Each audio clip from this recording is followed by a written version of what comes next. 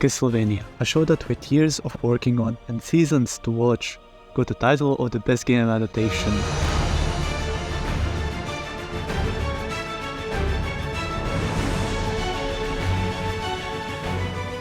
Until Arkane came around and just joined the title in like 3 episodes. But nevertheless, Castlevania is great. You might know it for being brutal and for all the action scenes, which is correct, but in this video I will talk about how love is portrayed in Castlevania.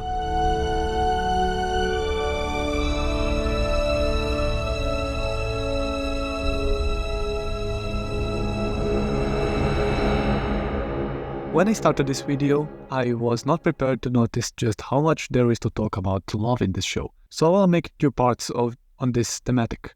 And of course, it would be great if you already have seen the show, but for now, let's stop wasting your time and begin with the video.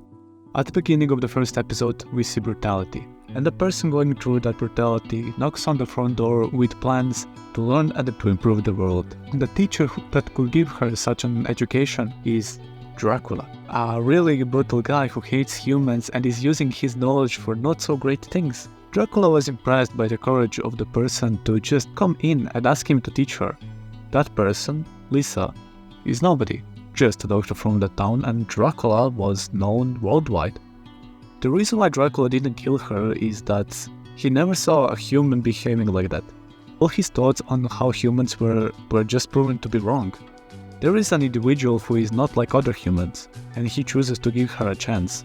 What Lisa also does is giving hope to Dracula, a hope of bettering the world, bettering humanity, and bettering himself by traveling the world, to meet new people, to upgrade his views on the world around him, which he does. One of the most brutal vampires out there is now working to make the world a better place. He is giving a chance, once again, to love, to appreciate, to tolerate, to change. They surely did change, got married, and have a son that they raised to love vampires and humans. They taught him about science, anatomy, fighting, magic, and how to love. Dracula went traveling, Lisa was helping people in need, and then church happened. They don't know what they're doing! Be better than them! Please! Dracula actually was merciful and gave people the chance. People who burned his wife, and with her Dracula's tolerance for humans and the will of bettering the world. But people didn't listen, the church didn't listen and gave people false expectations that God will save them. That didn't end up well. Alucard tried to stop his father Dracula from committing genocide because he didn't have all those previous examples to hate humans, unlike Dracula did. And Dracula was full of rage. The rage was the only thing that fueled him to kill all the humans, starting with those who burned his wife. Alucard failed at preventing this and was put to sleep in a safe place until Dracula cleansed the world from humans. There are no innocents! Not anymore! Kill everything you see. Kill them all. Dracula summons the War Council with strong vampires all over the world for a mission to kill all the humans and his 2 human friends who are also Forge Masters. Dracula was empty. With the death of Lisa, part of him died too. A very large part of him.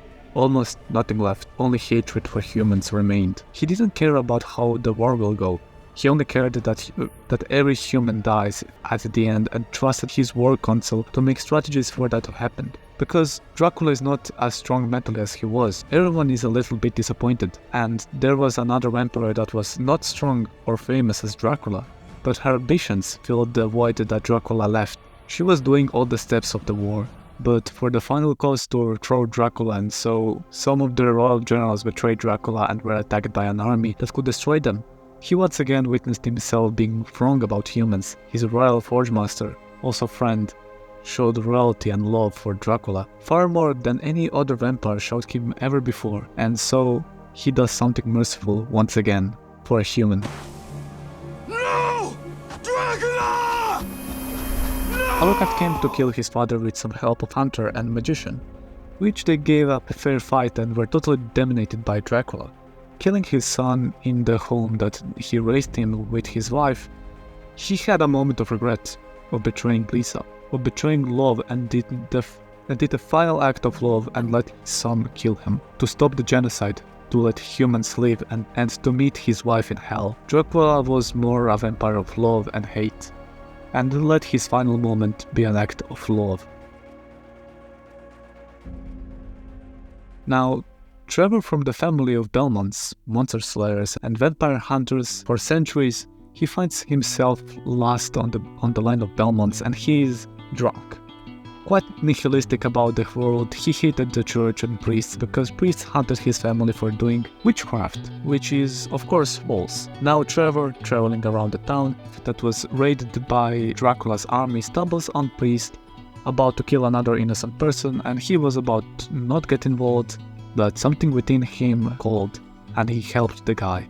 He hated priests like Dracula hated humans, but Trevor didn't kill them just because they exist. He gave them a chance and was actually going very easy on them and did the job of saving a guy. That guy was a speaker and came to help those people and also needed help from Trevor. Trevor helped and rescued the girl and then gave her back to her people. Not exactly because of love, but because Belmonds were helping people. That is in his blood. Oh, and he also talked with Bishop. He didn't kill him, he was calm enough and were just talking. Trevor tries to tell speakers to leave the town because the church is about to kill them. They refused, and Trevor hid them and found out why he's helping speakers. He was born to help humans, to fight monsters, and he started embracing it, and led the right of angry people in another direction. He wanted to be proud of his last name and where he's coming from. He wanted to be proud of his family and continue their work. He hated not doing anything with his life, and now he has a chance to prove himself of being a Belmond, and he takes it. The love of his family and profession of his family now he understood, and all it took is to get a little bit clean from the beer and some trouble. Sypha is no different. She traveled with her family and speakers, she learned the way of living and was embracing it. She was living like a speaker, helping people around, being nice to people and constantly traveling. She had love of her family and had pride in that she's a speaker. She did help Trevor in the fight with humans and night creatures that were about to raid again. Two of them managed to get people around and fight to protect themselves against night creatures. They managed to expose the church and how wrong they were, and were actually got each other backs until the third player came around.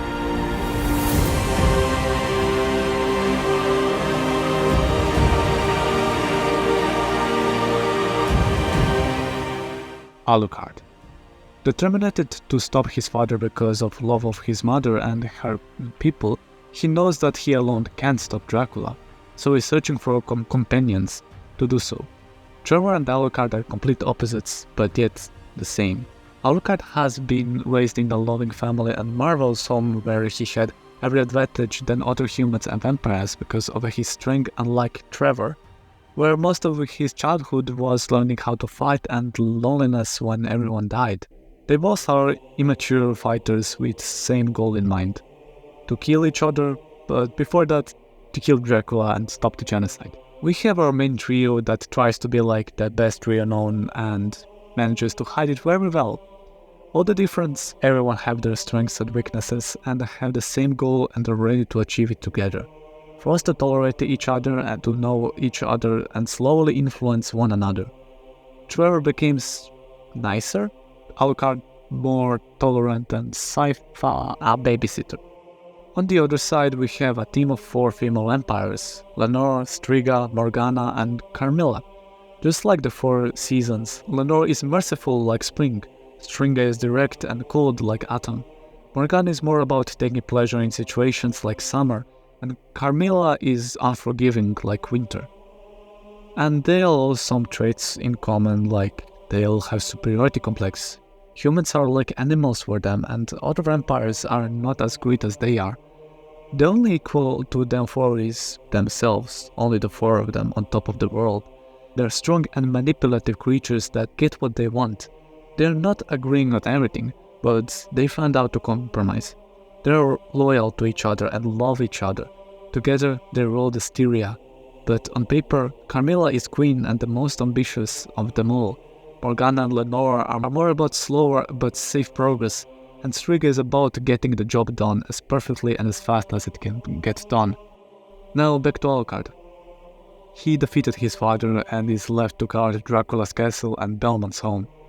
That place is incredibly rich with books and science and can't let just everyone in, since the church will probably burn it down. Alucard alone in the castle now, where he was raised, and all those memories that will never be anything but memories. Alucard becomes quite lonely after some time, yet he is upgrading the castle and the Belmond's home until two Japanese came asking for help. Alucard was actually happy because now he can share his knowledge and education can spread over the world with the help of those two. They got a friendship bond between each other, but those two felt like they were used for some reason and decided to betray Alucard. Alucard didn't want to kill them. He asked them for mercy not because of him, but because he doesn't want to kill them. They are that important to him. He was in such a lonely place until they come out. Alucard pointed them on sticks just like his father used to. He won't trust humans that easily from now on, and after some time we see that he pointed more and more people on sticks, and as he also noticed, he's turning slowly into Trevor Belmond. He's now feared almost as Dracula himself. There are many paths to travel through shadow to the edge of night. With the horse with message came, he actually admired the messenger for dedicating for help and buried him in the proper way, and as he noticed in what direction he is going, he chose to help once again. It's hard not to fall into hatred like his father did. Trevor also, but he manages to get himself out by helping the speaker, and now it's time for Alucard to do the same. It's an incredible parallel. Alucard of the final season and Trevor in the first season. They helped, they got something back, like purpose, community where they're welcome to, and a girl. And yet, it was not that easy for them. It was not easy for Belmond, nor it was easy for Alucard either. After finding out what reasons are night creatures and vampires attacking so much, he witnessed his beloved parents getting back from hell, and that was not even their own will. And again, he had to witness their deaths for the second time now. And yet, this is the time he didn't let himself to go into rage and hatred. He chose to protect, he chose to build and love. He didn't want to do the same mistake as his father did, and chose to do the wish of his mother, and that is to make the world better. With science, with magic, and of course, with love and kindness. Thank you so much for watching. If you like this video, make sure to watch the next, and see ya.